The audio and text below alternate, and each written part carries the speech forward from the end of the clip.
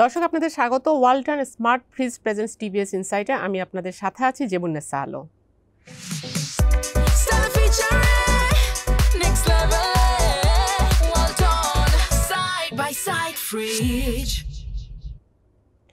আমি আজকে আলোচনা করব ব্যালেন্স অফ পেমেন্ট নিয়ে, অর্থাৎ বাংলাদেশের বৈদেশিক যে আমাদের বাণিজ্য হয় বিভিন্ন কান্ট্রির সঙ্গে, সেই বাণিজ্যের যে অ্যাকাউন্ট সেখানে আমাদের কি অবস্থা, অর্থাৎ এক্সটার্নাল ব্যালেন্সের আমাদের কি অবস্থা সেটি নিয়ে আলোচনা করব। এক্সটার্নাল ব্যালেন্স এই কারণে গুরুত্বপূর্ণ যে আমাদের যেহেতু এটার সঙ্গে আমাদের রিজার্ভ, অর্থাৎ দেশে যে ফরেন এক্সচেঞ্জ রিজার্ভ আছে সেটির একটি গুরুত্বপূর্ণ সম্পর্ক রয়েছে।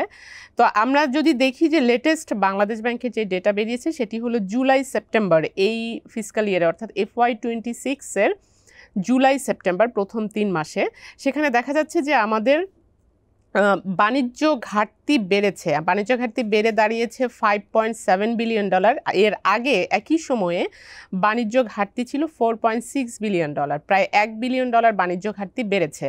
তো বাণিজ্য ঘাটতিটা বাড়ে তখনই, ঘাটতি বলতে আমরা যখন আমরা খরচ করি বেশি কিন্তু আমরা ইনকাম করি কম, অর্থাৎ আমরা যে পরিমাণ অন্যের কাছ থেকে কিনছি সেটা আসলে বেশি কিনছি কিন্তু বিক্রি করছি কম। বিক্রি করলে তো আসলে আমাদের ইনফ্লো হয়, আমরা ইনকাম করি, তো আমাদের বিক্রিটা কম, তো সে কারণে আমাদের ঘাটতিটা বেড়েছে। যদিও আমরা বাংলাদেশ সবসময়ই ঘাটতিতে থাকি, সেই ঘাটতির পরিমাণটা কখনো বাড়ে কখনো কমে, সেটা যখন আনইউজুয়াল হয় তখন একটা দেশের জন্য হুমকি হয়। কিন্তু সেটি আসলে অন্যান্য ইন্ডিকেটরগুলো দেখে আমরা বুঝতে পারি যে আমরা আসলে কতটা ঘাটতির মধ্যে আছি বা সেটা আমাদের আসলে সংকটের মধ্যে আছে কিনা। তো সেই অনুযায়ী যদি আমরা দেখি যে আমাদের প্রধান দুটি অ্যাকাউন্ট, এই বাণিজ্য ঘাটতি বা বৈদেশিক বাণিজ্যের যে দুটি অ্যাকাউন্ট গুরুত্বপূর্ণ, সেটি হলো একটি কারেন্ট অ্যাকাউন্ট ব্যালেন্স এবং আরেকটি হলো ফাইন্যান্সিয়াল অ্যাকাউন্ট। তো কারেন্ট অ্যাকাউন্ট ব্যালেন্স হলো যে আমাদের একেবারে প্রাইমারি লেনদেন বিভিন্ন দেশের সঙ্গে, অর্থাৎ এক্সপোর্ট, ইম্পোর্ট, রেমিটেন্স, এই তিনটা মোটা দাগের যেই ইন্ডিকেটরটি এই কারেন্ট অ্যাকাউন্ট ব্যালেন্সে রিফ্লেক্ট করে।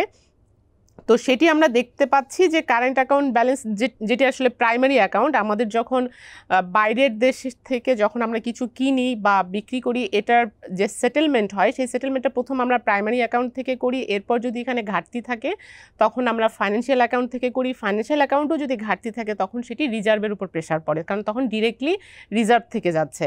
তো আমরা দেখতে পাচ্ছি কারেন্ট অ্যাকাউন্ট ব্যালেন্সে আমাদের জুলাই সেপ্টেম্বরে আমাদের যেই ঘাটতি দেখা যাচ্ছে $481 মিলিয়ন, অর্থাৎ আমরা এর আগে যদি একই বছরে দেখি সেই সময় $60 মিলিয়ন আমাদের সারপ্লাস ছিল।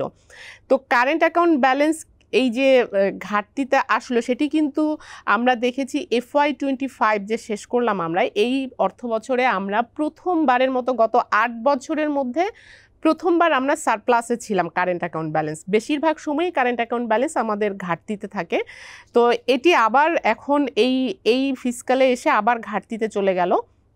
এটি কিন্তু সবসময় যে ঘাটতিতে থাকা কিন্তু সবসময় যে নেগেটিভ কিছু তা নয়। এই ঘাটতিটি আমরা যেটি দেখছি $481 মিলিয়ন কিন্তু খুব বড় কোনো ঘাটতি না, এই অর্থে যে আমাদের ঘাটতিটা সবসময় আমরা থাকি, এটা একটা মেজার থাকে যে জিডিপির কত % আমরা ঘাটতিতে থাকলে সেটি কনসার্নিং হয়ে দাঁড়ায়, বাট আমরা এখনও সেই স্ট্যান্ডার্ডের অনেক নিচে। এই ঘাটতির কারণ কিন্তু আমরা পজিটিভলি দেখছি। তার কারণ হলো আমাদের এই প্রাইমারি অ্যাকাউন্টের যে সোর্স, ইনকাম সোর্স, সেটি হলো এক্সপোর্ট এবং রেমিটেন্স, এবং আমাদের যেই খরচের যেই সোর্স সেটি হলো ইম্পোর্ট। তো আমরা দেখতে পাচ্ছি যে ইম্পোর্ট আমাদের বেশ বেড়েছে।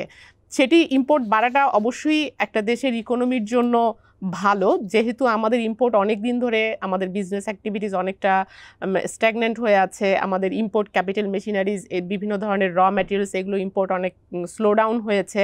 তো সেটি কিন্তু তখন সেটি রিফ্লেক্ট করে যে বিজনেস অ্যাক্টিভিটিস বন্ধ হয়ে আছে। কিন্তু যখন ইম্পোর্ট বাড়ছে তার মানে আমার অ্যাক্টিভিটিস বাড়তে শুরু করেছে। সেই দিক থেকে যদি আমরা দেখি যে ইম্পোর্টের গ্রোথ ছিল আমাদের জুলাই সেপ্টেম্বরে 10%-এর বেশি, যেখানে আর এক্সপোর্টের গ্রোথ ছিল আমরা যদি দেখি 5% গ্রোথ ছিল। তার মানে এক্সপোর্টের গ্রোথের ডাবল ছিল ইম্পোর্টের গ্রোথ। এবং আমরা যদি রেমিটেন্সের গ্রোথ দেখি সেটি ভালো আছে, 16% গ্রোথ। কিন্তু আমাদের আসলে বেসিক্যালি এই ঘাটতির প্রধান কারণ হলো ইম্পোর্টের গ্রোথটা বেড়েছে। কিভাবে বেড়েছে আমরা যদি একটু FY25-এ দেখি সে সময় কিন্তু আমাদের এক্সপোর্টের গ্রোথ ইম্পোর্টের গ্রোথের চাইতে অনেক বেশি ছিল। তখন এক্সপোর্টের গ্রোথ ছিল 7.7%, যখন ইম্পোর্টের গ্রোথ ছিল লেস দেন 2%। তো সেটা কিন্তু আসলে আমাদের এক্সটার্নাল ব্যালেন্সে একটা ইম্প্যাক্ট ছিল যে আমাদের রিজার্ভ বেড়েছে, কিন্তু আমরা যদি ওভারঅল আবার এটার অপোজিট সাইড দেখি যে আমাদের বিজনেস অ্যাক্টিভিটিস কিন্তু আপনারা দেখবেন যে গত বছরে পুরা থমকে ছিল। পলিটিক্যাল আনরেস্ট এবং অন্যান্য বিভিন্ন ডলার ক্রাইসিস ইত্যাদি বিভিন্ন কারণে ইম্পোর্টের উপর অনেক ধরনের রেস্ট্রিকশন ছিল। অনেক ব্যবসা ট্রেড বেসড অনেক ব্যবসা কিন্তু ইম্পোর্ট করতে না পারার কারণে ডলার ক্রাইসিসের মধ্যে তাদের কিন্তু ব্যবসাই বন্ধ হয়ে গিয়েছিল, যে কারণে আমরা দেখছিলাম যে ইম্পোর্ট ড্রাস্টিক্যালি কমেছে। তো সেটি কিন্তু এখন রিভার্স হচ্ছে। আমরা দেখছি যে ইম্পোর্ট বাড়তে শুরু করেছে। ইম্পোর্ট কোথায় বাড়ছে সেটি একটা আলাদা কোশ্চেন, যে আসলে ইম্পোর্ট কি শুধু কনজিউমার গুডসে বাড়ছে নাকি ক্যাপিটাল মেশিনারিজে বাড়ছে, সেটিও একটি কোশ্চেন। তো সেই জায়গায় আমরা যাচ্ছি না, কারণ এখনও আমরা দেখছি ক্যাপিটাল মেশিনারিজে ইম্পোর্ট খুব বেশি বাড়েনি, বাট র ম্যাটেরিয়ালস এগুলোর ইম্পোর্ট একটু বেড়েছে, কনজিউমার গুডসের ইম্পোর্ট বেড়েছে। মানে স্লোলি বিজনেসটা যে ফাংশন করছে, আমাদের ইকোনমিক অ্যাক্টিভিটি স্লোলি একটু আগাচ্ছে, সেটি আসলে মেনশন করে যে আমাদের ইম্পোর্ট বেড়েছে, যে কারণে আমাদের এই ঘাটতিটা দেখা যাচ্ছে। তবে এই ঘাটতিটা আসলে আশঙ্কার কোনো কারণ নাই, বরং এটা আসলে পজিটিভই হবে আমাদের এই মুহূর্তে। তার কারণ হলো আমাদের যেই ফাইন্যান্সিয়াল অ্যাকাউন্ট, কারণ আপনার যদি কারেন্ট অ্যাকাউন্ট ব্যালেন্সে ঘাটতি থাকে তখন আপনি আসলে কোথা থেকে পেমেন্ট করেন, তখন ফাইন্যান্সিয়াল অ্যাকাউন্ট থেকে। তো একটা দেশের কিন্তু কারেন্ট অ্যাকাউন্ট এবং ফাইন্যান্সিয়াল অ্যাকাউন্ট সবসময় একই সাথে সবসময় পজিটিভ থাকে না। ফাইন্যান্সিয়াল অ্যাকাউন্টটা পজিটিভ থাকে, কারেন্ট অ্যাকাউন্টটা আমরা দেখি যে ঘাটতিতে থাকে, সেটা মিট অফ হয় ফাইন্যান্সিয়াল অ্যাকাউন্ট থেকে। তো ফাইন্যান্সিয়াল অ্যাকাউন্ট যদি সেটার কম্পোনেন্টগুলো, ফাইন্যান্সিয়াল অ্যাকাউন্টের কম্পোনেন্ট মেইনলি বাইরে থেকে যে লোনগুলো আসে, বিভিন্ন এইড পাই আমরা ডোনার এজেন্সি থেকে, ফরেন ডিরেক্ট ইনভেস্টমেন্ট আসে, এই ইনফ্লোগুলো ব্যাঙ্কগুলো বিভিন্ন শর্ট টার্ম লোন নেয়, ব্যাক টু ব্যাক এলসির অ্যাগেনস্টে যে লোনগুলো নেয়, সেগুলো কিন্তু এই ফাইন্যান্সিয়াল অ্যাকাউন্টের কম্পোনেন্ট। তো আমরা যদি দেখি যে আমাদের ফাইন্যান্সিয়াল অ্যাকাউন্ট কিন্তু আমাদের হিউজ সারপ্লাসে আছে। আমরা যদি দেখি যে জুলাই সেপ্টেম্বরে $1.5 বিলিয়ন আমাদের সারপ্লাস, যেটি আগের বছরে কিন্তু $1 বিলিয়ন ঘাটতিতে ছিল। সেই ঘাটতি থেকে আমরা এখন সারপ্লাসে আসছি, যে কারণে কারেন্ট অ্যাকাউন্ট ব্যালেন্স বা বাণিজ্য ঘাটতি এগুলো বাড়ার পরেও আমাদের কিন্তু রিজার্ভের উপর কোনো প্রেশার পড়েনি। তার কারণ আমাদের ফাইন্যান্সিয়াল অ্যাকাউন্টের যে ইনফ্লো সেটি কিন্তু বাড়ছে। আমরা যদি একটু দেখি যে মিডিয়াম এবং লং টার্ম লোনস যে ইনফ্লো সেটি গ্রোথ 56% হয়েছে জুলাই সেপ্টেম্বরে। তারপর আমাদের যেহেতু বাইরে যে আমরা পেমেন্টগুলো করতাম, এর আগে যে আমাদের অনেক পেমেন্ট পেন্ডিং ছিল, সেই পেমেন্টগুলো কিন্তু আমাদের করে দেওয়া হয়ে গেছে। আমরা দেখেছি যে ইন্টারিম গভর্নমেন্ট আসার প্রথম 5-6 মাসেই আমরা দেখেছি যে বাইরের যে ডিউজগুলো সেগুলো সব ক্লিয়ার করা হয়েছে, যে কারণে ওই সময় আমাদের রিজার্ভের উপর একটা প্রেশার ছিল। এখন যেহেতু আমাদের পেমেন্টগুলো কমেছে, ফলে আউটফ্লো কমেছে, ইনফ্লো বেড়েছে, যে কারণে আমরা দেখতে পাই যে আমাদের রিজার্ভের উপর কোনো প্রেশার নেই। কারণ রিজার্ভ আমাদের এখনও 26 বিলিয়ন, অর্থাৎ BPM6 অনুযায়ী গ্রস রিজার্ভ $26 বিলিয়ন উপরে আছে, যেটি আসলে যেটি প্রায় 5 মাসের সমান আমাদের ইম্পোর্ট কাভার করতে পারে, যেখানে ইন্টারন্যাশনাল স্ট্যান্ডার্ড অনুযায়ী কমপক্ষে 3 মাসের সমান ইম্পোর্ট কাভারেজ থাকতে হবে। মানে 3 মাসের ইম্পোর্টের সমান আপনার রিজার্ভ থাকতে হবে। তো সেটি আমাদের কিন্তু অনেক বেশি আছে।